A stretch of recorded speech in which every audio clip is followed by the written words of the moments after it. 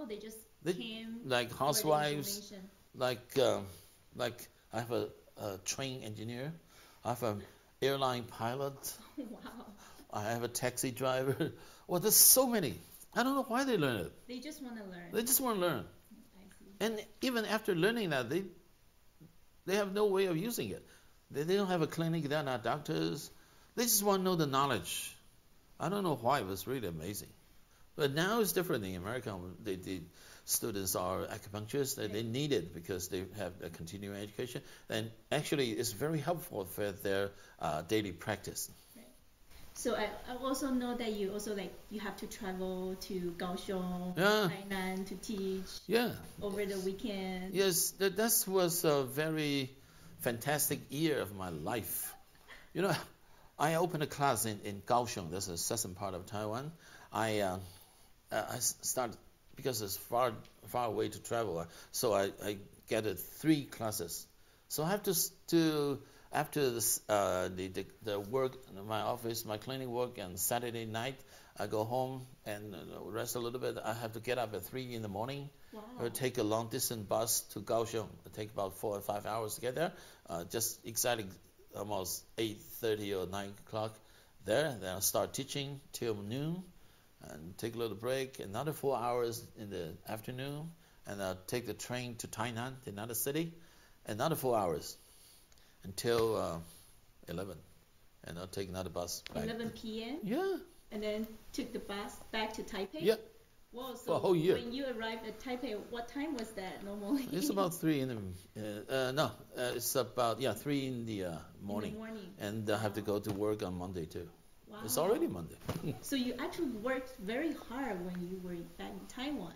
Yeah. That's why your clinic was so successful in Taiwan. I know that you saw a lot of patients in Taiwan. So that actually leads to my next question. So when you decide to move to US, were you concerned about leaving your big, busy clinic in Taiwan and starting over in a new country where really no one really knows about Chinese medicine at the time?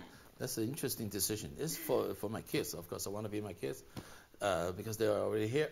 They were already here. If I stay in Taiwan, there will be no family. So I decided to give up my practice. This was really everything's on top. How many every day. Every day, yeah. I work from 2 o'clock till 11 afternoon. Like always over 100 at least. But anyway, and some people do ask me, how do you have confidence? How can you move down to a new country without anything? Right. I have three supports to give me confidence. First is my post-diagnosis. I'm so confident, I'm so sure that I can treat patients, and I can convince them to come back. Secondly, is my radio program. I've been hosting a radio program and some television programs in Taiwan for 12 years before I moved down to the States. I'm still having a radio program now, broadcasting in AM 1300 something.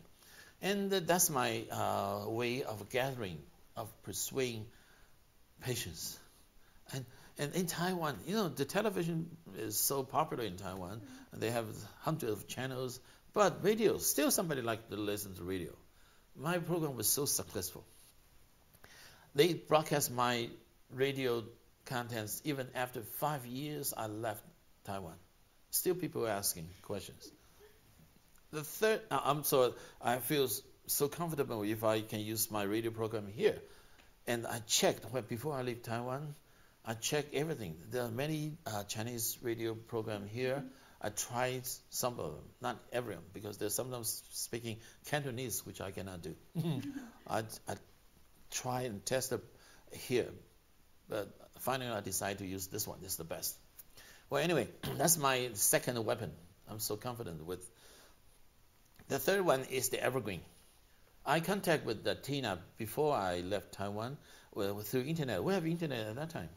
Okay, anyway, we had a very good conversation about those things. I understand her office is so close to the place I choose, and she's supplying all the things I can use. She's at that time using same like a medicine supplier as I was using in Taiwan. So I'm so confident about everything. So I have all the weapons I need. So I just moved down here. The weather's so good here. The people are so nice. I like it. And then you are actually very successful after a little while. A lot of patients actually went to see you and you start your practice. Come on, not successful, but unique. Unique. People cannot take my style in the beginning. Couldn't, especially those guys in the radio station. Mm-hmm. They are not very happy about my style of broadcasting, of hosting my. Why is that? Because they said I'm not so normal. I'm not so. We call it unique. So what? You have to keep a straight face like this. You have to like you're talking in the Congress or something very seriously. I was talking like jokes and laughs and everyone. They don't like my style in the beginning, but the listeners do. They like like your style. And I give them some information about Chinese medicine and some use of single herbs to improve their health and things. That's what we did in Taiwan. The same thing. Yeah. So lastly, Dr. Chang, would you like to give some advice to your students on how they should practice your systems of post-diagnosis and herbal treatment, and also what they should do in order to become a master of post-diagnosis? Master? Okay. Like I said, I learned things from from everybody. But majorly, I learned my post-diagnosis. I didn't invent it. I borrowed the term and the concept from Huang Di Neijing. Again, I would like to say Huang Di Neijing, at least you should get one. English version, you should study it. I know it's a little difficult, but you have to. But anyway, the post-diagnosis, I learned actually the results. My hand method.